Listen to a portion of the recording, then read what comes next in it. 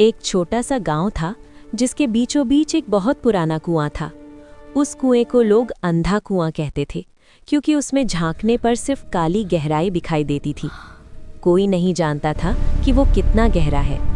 गांव के बुजुर्ग कहते थे कि कई साल पहले उस कुएं में एक औरत गिरकर मर गई थी।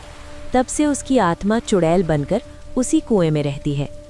एक दिन गांव में अमित नाम का नया लड़का आया। उसे इन सब कहानियों पर विश्वास नहीं था।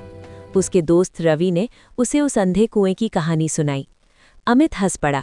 ये सब डराने के लिए बनाई गई कहानियां हैं। मैं आज रात उस कुएं के पास जाऊंगा। रात के 11 बजे अमित अकेला उस कुएं के पास पहुंच गया। आसपास सन्नाटा था, बस दूर कहीं कुत्तों के भौंकने की आवाज आ रही थी। अमित ने कुएं में झांका।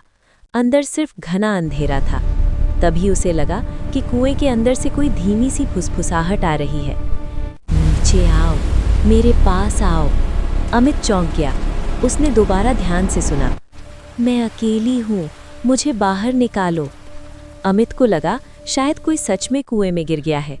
उसने झुककर जोर से कहा, कौन है नीचे? कुछ पल तक खामोशी रही। फिर अचानक कुएं के अंदर से लंबे लंबे बालों का एक गुच्छा ऊपर आने लगा। अमित डरकर पीछे हट गया। धीरे धीरे कुएं के अंदर से एक सफ़ेद चेहरा ऊपर आया। आंखें पूरी काली थीं और मुंह से पानी टपक रहा था।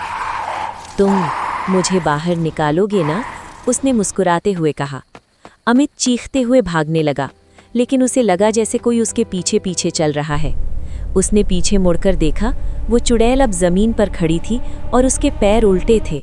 अमित पूरी ताकत से भागा और अपने घर पहुंच गया। उसने दरवाज़ा बंद किया और बिस्तर पर लेट गया। सुबह जब उसकी माँ उसे उठाने आई तो वो कमरे में नहीं था। बस खिड़की के पास गीले पैरों के निशान थे जो सीधे बाहर की ओर जा रहे थे और फिर अचानक गायब हो गए। उस दिन के बाद गांव में एक और कहानी जुड़ गई। अंधे कुएं की चुड़ैल अब अकेली नहीं है।